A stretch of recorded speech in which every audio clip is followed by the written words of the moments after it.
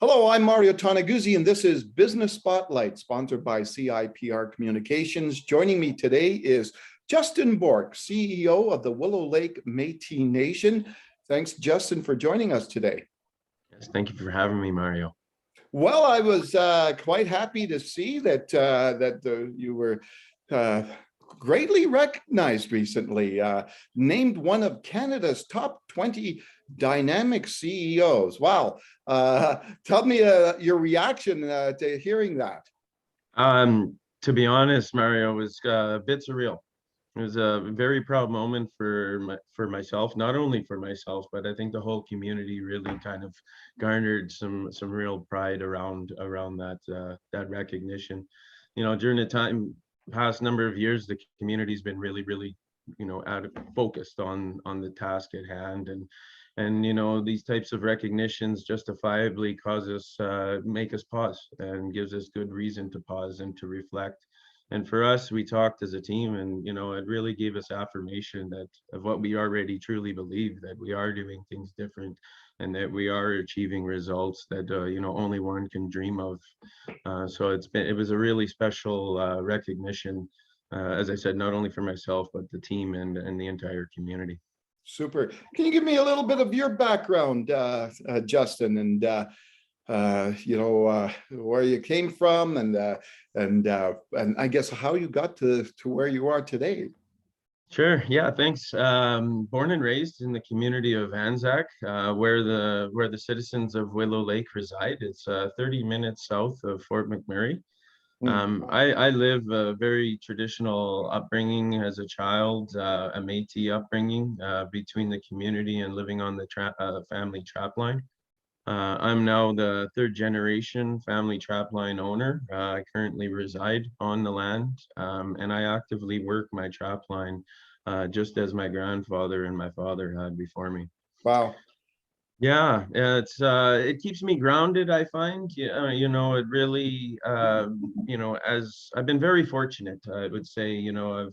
I've been able to live a very grounded and cultural life, but also spending 22 years in a career with the oil sands prior to myself landing with the community and working for the community in which I grew up. And I had various roles in that career, stemming from skilled tradesmen to various leadership and into management roles for a number of the main producers right here in the region. And while I had great success with the oil sands, I still always maintained a very grounded connection to the Métis upbringing, and I still practice that very much today. And I often tell people, landing back with the community, it gives me a very unique opportunity in that I've understood both sides of the desk, or both paths, so to speak, and really understanding both perspectives from a producer as well as from a community, and being able to articulate and weave those conversations in so that we can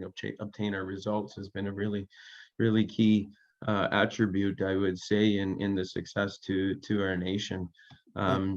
Yeah, and I often tell people I'm very fortunate. I live two worlds. I'm a bit of a businessman by day and a bushman by night, as I get to hang up my business suit and when I get home, and I'm actively on the land and living a traditional lifestyle.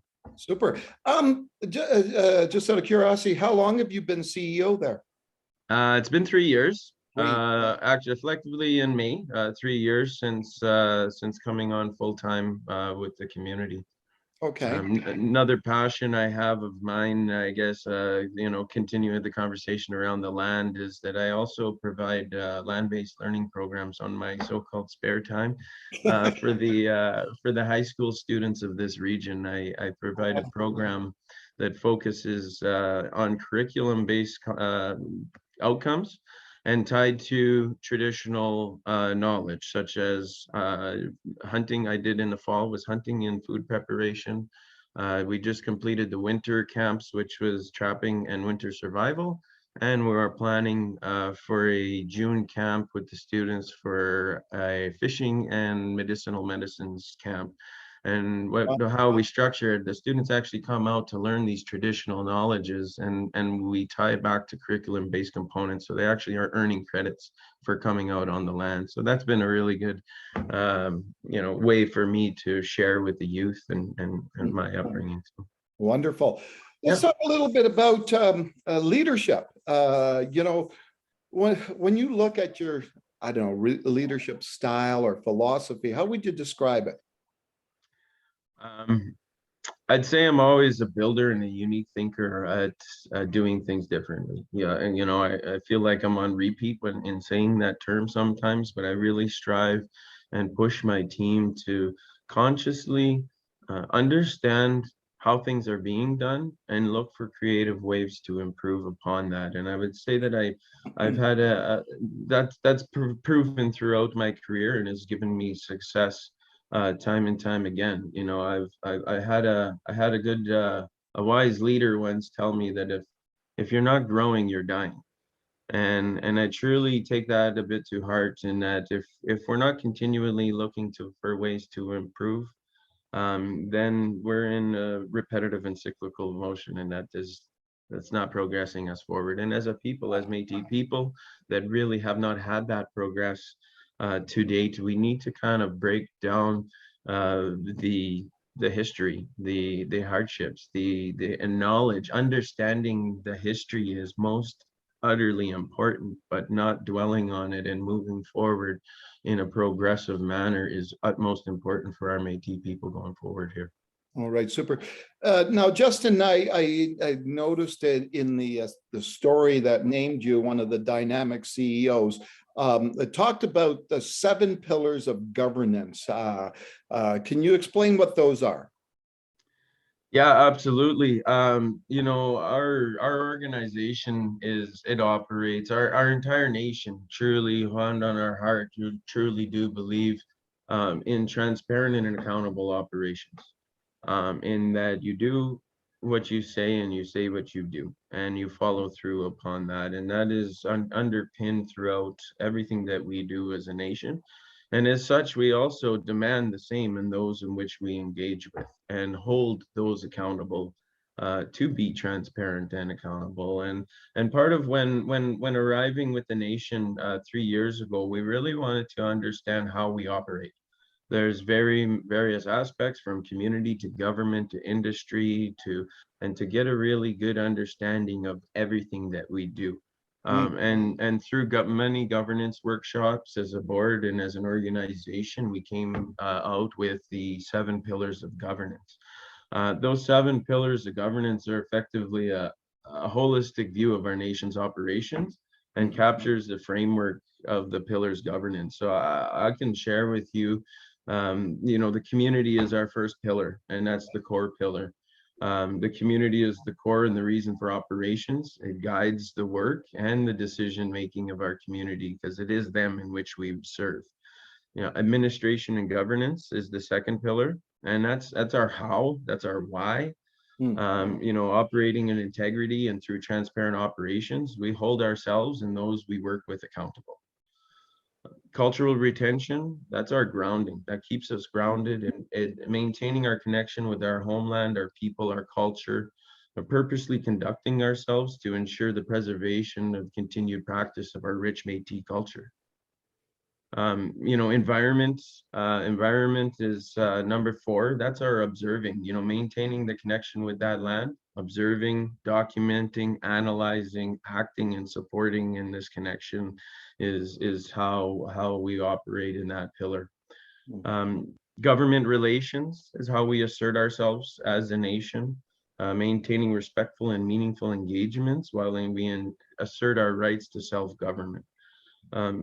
Industry relations, number 6, becomes our opportunity, collaborating with our industry partners and ensuring the responsible development of the resource while growing our community. It's foundationally everything that we've created within our nation has been with sweat equity, without recognition of government or capacity funding of any sort. And so very important around the pillar of opportunity, and which dovetails into pillar number 5 quite nicely, which is growth and equity. And this pillar becomes our generational capacity and being a responsible and innovative partner within our region and within our province. Mhm. That's kind of the framework of our 7 pillars, and realistically, all 7 of those pillars encapsulates all aspects of our nation and how we serve our people. Okay, so Justin, in the article on the dynamic CEOs, they described you as quote unquote forward thinking. What does that mean to you, and why is that important? Um, That's a good question. You know, it's very important, as I said in earlier in our discussion about if you're never growing, you're dying. And realistically, from a Métis people, I think there's a quote, and I may not get it proper, but from Louis Riel said a quote in the terms of his people will sleep for 150 years before, and when they do, it'll be their time.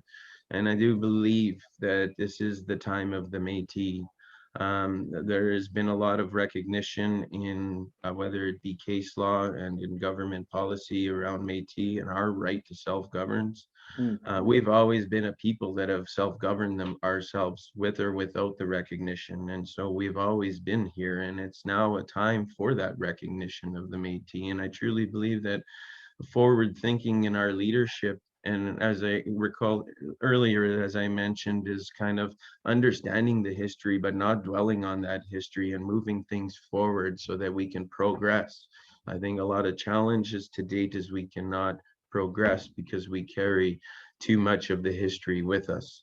And so that forward thinking, I think, in our leadership going forward, I'm very honored that it's recognized within my leadership style, but I truly believe we will find more and more leaders coming out of the woodworks that are more forward thinking, and the Métis people will be progressing quite extensively because of it. Okay, let's talk a little bit, Justin, about the nation itself. Can you give me some sense of, I guess, first of all, how many people are there? And then just, maybe describe the nation itself, it's the landscape of where it's at, and, what it thrives on. Yeah, absolutely. So our small community is about 100 strong in the community of Anzac, Willow Lake Métis Nation. We've lived on the shore of Gregoire/Willow Lake for since before Canada was Canada. Effectively, our community is a historical Métis community. We date back pre 1900 in this region. Wow. And we've always been here, and so we are a very strong land using community. We have a lot of people that still exercise and practice their land practices and are sustainable living off of the land. And so we're very, very much reliant and in an area on our land and in an area that is very much been developed and impacted. So we continue to navigate, the new world of impact versus practicing our traditional activities. Aspirational nation, very progressive forward, looking to close on land in the very near future, which will provide our community for the first time a home. I mentioned that we live within the community of Anzac and reside along the shores of Gregoire Lake, but we have not had a land to claim home until very recent into the very near future, and we're very excited to be able to bring that to our community and to underpin our self-governance model with land. Really provides an opportunity for our community. We have a number of goals and aspirations from around building resilience within our community and maintaining line of sight of our future in a climate concerning future, and making sure that we're a resilient community. As I mentioned, we've been here though without recognition, and that proves resilience for, if nothing else, for 120 years plus. And so as we look in this climate concerning future, our community is a number of key initiatives that provide us with a resilient future in a climate concerning future, from a bison ranch and local food source, to community culture center, Métis housing, health and dental benefits, to all of the above that we aim to provide for our people that arguably has not been provided to the Métis people to date. Okay. How important is the, you mentioned your background in the oil sands and in that sector. How important is the oil and gas sector to the nation? Oh, very important. As I mentioned, capacity has been built from the ground up with sweat equity of ourselves and with the work with our partnerships. Obviously, the operators, producers in this region are not going anywhere anytime soon. And with that, we have to build relationships with them. And you can go two ways. You can have a good relationship or you can have a bad relationship. And really, it's the choice becomes up to the leaders of the two entities or the two groups at the end of the day. And so Willow is we support responsible development in our region, and we, as I mentioned to the beginning, we are an accountable and a transparent organization, and we hold those that we engage with, especially our industry partners, accountable and ensure that they maintain transparent communications with our community through that. And it's been well received. I think we have very strong relationships with the industry operators in our region. They fully respect our nation and our assertness of our assertion of our self-governance model. And obviously, make it no mistake about it, it is the opportunity that has allowed us to be able to provide for our citizens. As I mentioned, everything we've built has been without government support and or recognition, and it's been through good partnerships and creating value and looking for value in partnerships is something that we truly hone in on as the Willow Lake Métis Nation. And it's not about a handout with our community. It's really it's a hand up. We look to work with the people in our region so that we can prosper. Do those partners provide a good source of employment for the community? Yes, absolutely. So there's the producer partners, but also Willow Lake Métis Nation has in the most recent years developed a group of companies. That group of companies has partnered with currently, I believe it's eight various partners in various service lines that service the industry producers in our region. Those partnerships, again, very foundational in employment, in skills and training for our citizens. So whether it be from a labor to a process operator, to a skilled trades, to an executive, there is job opportunity within our nation.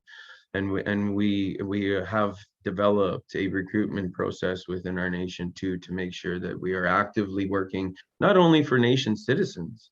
We've actually opened it up because of our small numbers and the vast opportunity we have for job employment and the lack of skilled labor that we're kind of coming into here in today's market.